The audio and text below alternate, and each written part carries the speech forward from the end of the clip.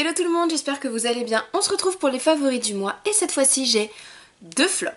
On va commencer par eux tout de suite. Ces deux produits NYX, je suis complètement sur le cul d'avoir deux produits NYX en flop, parce que c'est une marque que j'aime beaucoup depuis une dizaine d'années. Alors, on commence par le NYX Lingerie et c'est la couleur Embellishment, la fameuse couleur que tout le monde prend. Donc il est très beau. Après, la couleur sur moi, c'était comme le 14 des rouges veloutés sans transfert de Sephora. J'ai l'air malade. On a l'impression que je sors de la mer et que je me suis gelé les fesses pendant je sais pas combien de temps. J'ai les lèvres voilà, bleues, violettes, comme si j'étais froide en fait. Voilà. Et il colle. Je l'ai porté pour une journée de travail et ça collait dès que je devais ouvrir la bouche. Ça collait, il séchait pas. C'est bizarre parce que du coup il le fait sur certaines personnes et pas sur d'autres. J'en ai discuté avec plusieurs personnes qui l'ont essayé. Et donc c'est très bizarre. Sur certaines personnes il est génial et sur d'autres il va coller. Allez savoir, certainement suivant l'hydratation de la peau, l'hydratation des lèvres, hein, vu que ça joue aussi sur les fonds de teint et les choses comme ça. Donc malheureusement c'est un flop. Et malheureusement, enfin malheureusement pour moi mais peut-être heureusement pour vous, je vais le mettre sur mon Instagram de vente. Le deuxième produit est le nouveau fond de teint de chez NYX, c'est le Total Control. Je suis super déçue, j'ai pris la couleur, alors j'ai plus le nom de la couleur mais c'est pas la plus claire, c'est celle juste d'après, c'est la deuxième ou la troisième teinte. Donc la teinte ça allait. J'ai acheté le pinceau qui va avec, qui est un flop également, mais je vous le présente pas puisqu'il est sale, j'ai pas eu le temps de le laver. Déjà, le fond de teint 15,90 ça va, le pinceau 17,90 ça pique un peu, alors les deux. Que les deux soient un flop, franchement, ça me fait très mal aux fesses. On va tâcher de rester poli. Ça me fait mal aux fesses, ça me fait très mal au cœur aussi. Parce que j'en attendais beaucoup. C'est un fond de teint où on va pouvoir gérer la couvrance en mettant une, deux, jusqu'à 5 gouttes pour une couvrance maximum. Donc oui, on peut bien gérer la couvrance. Il est extrêmement fluide. Ça peut être très particulier au début. On l'applique bien, le pinceau applique bien. Par contre, il marque les zones de sécheresse, mais un truc pas possible. J'ai la peau mixte, donc j'ai le front, le nez et le menton qui sont gras et qui brillent. J'ai les joues normales, voire sèches. J'ai des grosses plaques d'eczéma de sécheresse, donc j'en ai une autour de la bouche et j'en ai une sur le nez. Et c'était n'importe quoi. Je l'appliquais, genre 5 minutes après, je pelais du nez. Et là, on se serait cru dans Walking Dead. C'était vraiment pas sexy.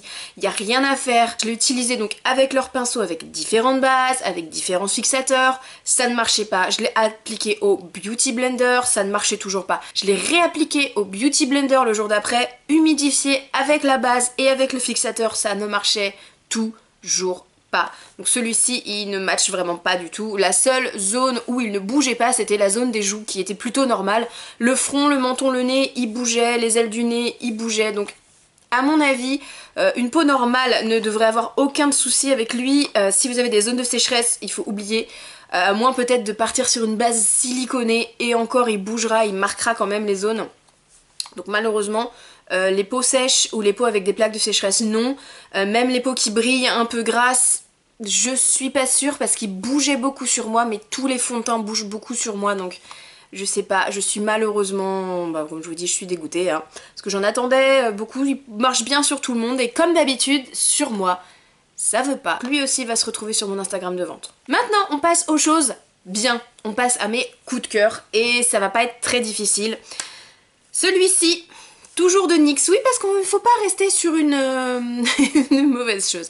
Chez NYX, j'ai trouvé ces petites merveilles et j'en ai pas entendu parler. Pour l'instant j'en ai entendu parler nulle part et franchement il faut en parler. Il faut vraiment en parler. Ce sont les duos chromatiques.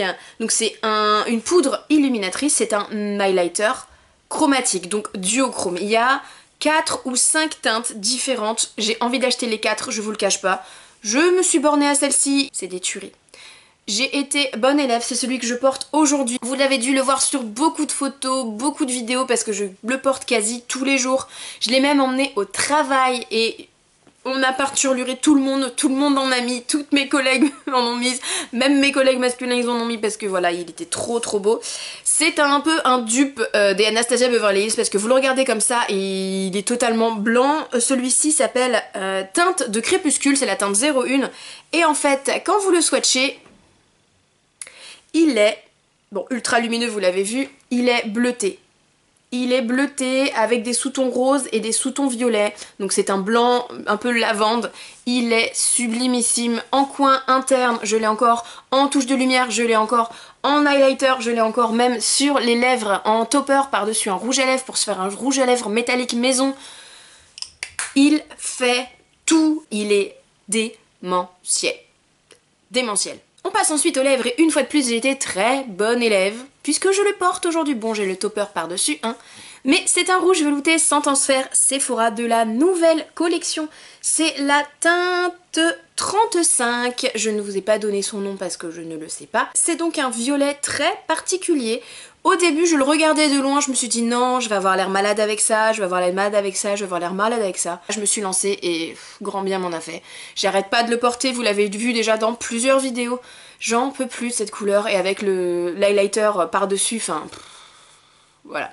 J'en peux plus de cette couleur, elle est magnifique, c'est pareil, je la porte quasi tous les jours. Autre chose que je porte tous les jours, et vous le verrez au niveau de mes yeux, non mais aujourd'hui je vous ai vraiment fait le make-up que je fais quasi tous les jours, franchement. J'ai craqué à cause d'une autre collègue, mais décidément, j'aurais pas dû reprendre le travail, ça me fait faire plein de dépenses. La palette Shade and Light de Kate Von D. C'est la Shade and Light pour les yeux. C'est la couleur plum, c'est la prune. Et vous allez voir que les fards commencent déjà à se creuser. Donc elle peut faire un petit peu peur comme ça. On peut se dire ouais mais c'est du complètement basique. Peut-être c'est du complètement basique, mais c'est du complètement basique de qualité. Un truc de malade. Sur le coup j'ai un petit peu fait la tête quand je l'ai acheté parce qu'elle est à 27 €. Il n'y a que 4 couleurs. Mais ça les vaut tellement. La tenue, mais la tenue elle est ouf, ouf, ouf. La tenue est malade. Même avec une mauvaise base, ça a tenu presque toute la journée sur moi, alors que pareil, quand je vous dis j'ai des zones grasses, mes paupières, c'est le truc le plus gras de mon visage, c'est n'importe quoi. Même avec une super base maxi poudrée, ça file forcément dans les plis. Avec ça, non, parce que la poudre est très très très très fine, elle est microscopique. Ils font des chutes. Alors, quand on va mettre le pinceau dedans, ils font des chutes de par le fait qu'ils soient microscopiques. La poudre est vraiment très très très très fine. Donc ça peut faire un petit peu peur. À partir du moment où on tapote bien son pinceau, il n'y a aucun souci, ça fixe cette couleur-là. Elle va fondre la couleur de la paupière, elle va unifier, elle va bien illuminer également, mais en même temps elle va paquer sur votre paupière les poudres et tout ce que vous allez faire par-dessus derrière. C'est une tuerie, c'est vraiment une qualité de malade. Je vais ensuite vous présenter un mascara. En ce moment, tous les mois, je vous présente un mascara. Celui-ci, c'est le Rocket Volume Express de chez Maybelline. J'ai envie de vous dire, celui-ci, on ne le présente plus. Je l'ai dans mon tiroir depuis 1 an et demi, 2 ans je pense, et je l'avais pas utilisé avant. Comme tout le monde en parle, tout le monde en parle, tout le monde en parle. Au promo beauté, je sais plus du tout si c'était Leclerc ou Carrefour, hein, franchement ça n'a aucune importance. Il était à 3,50 €, je l'avais pris et grand bien m'en fasse. Le seul petit point négatif peut-être, c'est la brosse est géniale, mais ce sont des picots très très très très très fins. Et le souci de ces picots très très fins, c'est qu'ils peuvent piquer un petit peu si on va trop à la racine des cils. Ils peuvent piquer un peu la muqueuse, donc faut faire très très attention en l'appliquant, de pas se faire mal. Mais il est génial, franchement il est génial. Pourquoi mettre 30 € dans un mascara alors qu'un mascara à 4 € le fait? Franchement, il est génial. Ensuite, ces derniers mois, je vous ai présenté plusieurs gels douche Lush et Plum Rain, c'est le dernier en date qui est sorti dans la gamme permanente. On l'a reçu, ma chef me disait tu vas voir c'est une tuerie, tu vas voir c'est une tuerie, tu vas voir c'est une tuerie.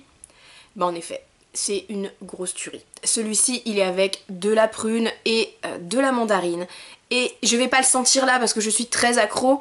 Et c'est vraiment ça, c'est vraiment... Quand on l'ouvre et qu'on le sent tel quel, on sent quasi que la mandarine, puisque c'est une essentielle qui est assez forte. C'est acidulé, ça fait monter l'eau à la bouche, en tout cas chez moi ça me fait monter l'eau à la bouche. Dès que je le sens dans la journée, dès que je fais une démo dans la journée avec, j'ai soif.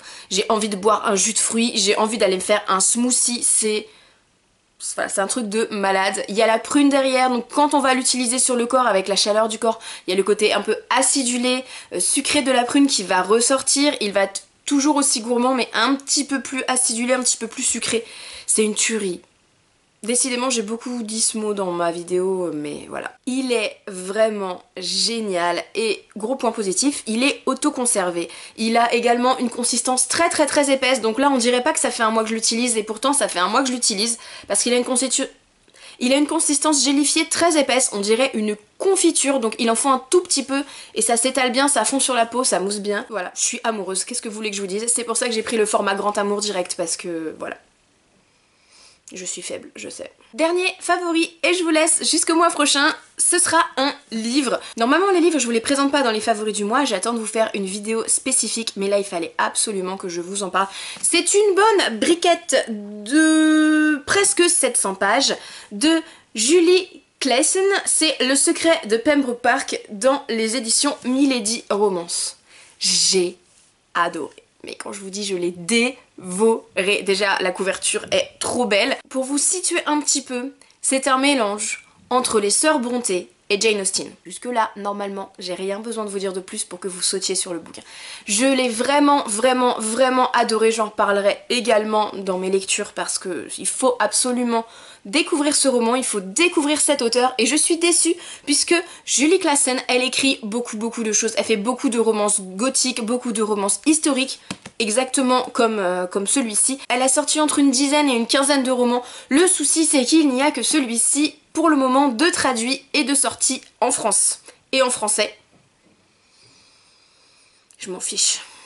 Je m'en fiche, je vais les commander en anglais. Je m'en fiche. Elle écrit trop bien. Et le fait que ce soit écrit par une personne de notre génération, il y a le parler et le phrasé de l'époque, mais c'est quand même beaucoup moins soutenu, c'est beaucoup moins lourd, c'est beaucoup moins difficile. Les tournures de phrases sont beaucoup moins enjolivées, ça se lit beaucoup plus facilement, c'est quand même plus facile d'accès que les sœurs Brontë et que Jane Austen, qui justement c'est le petit bémol peut-être, parfois c'est le tourné de phrase et le langage. Notre héroïne, elle a pas la langue dans sa poche, elle a beaucoup de courage, elle s'en fiche, elle y va, elle fonce. Abigail, donc l'héroïne principale, s'inquiète pour l'avenir de sa famille puisque son père, sous ses conseils, a placé de l'argent dans une banque qui a fait faillite. Ils se retrouvent sans un sou, ils vont être obligés de vendre leur maison, ils ne savent pas du tout où est-ce qu'ils vont aller habiter. Et à ce moment-là, comme par magie, il y a une personne de la famille, il y a un cousin très éloigné qui veut rester anonyme. Il leur propose de vivre dans son domaine de Pembroke Park qui est inhabité depuis des années et des années. On ne sait pas pourquoi, on leur demande de ne pas poser de questions, de juste venir et d'y habiter. Et là, il va commencer à se passer des choses un peu étranges, un peu bizarres. Elle va enquêter, essayer de trouver ce qui se passe dans cette maison, elle va essayer de trouver l'histoire de la maison, l'histoire de ses cousins éloignés, enfin, c'était génial. Il y a un petit peu d'ésotérisme, c'est tout ce que j'aime et moi je dis Team William. Team William. Si vous l'avez vu, dites-moi, mais Team William, hein, dès la première page, non? J'espère que cette vidéo vous a plu, n'hésitez pas à partager avec moi en commentaire vos favoris du moment et à réagir à ce que je vous ai présenté. Jusqu'à la prochaine fois, comme d'habitude, je vous fais plein d'énormes bisous. Bye bye!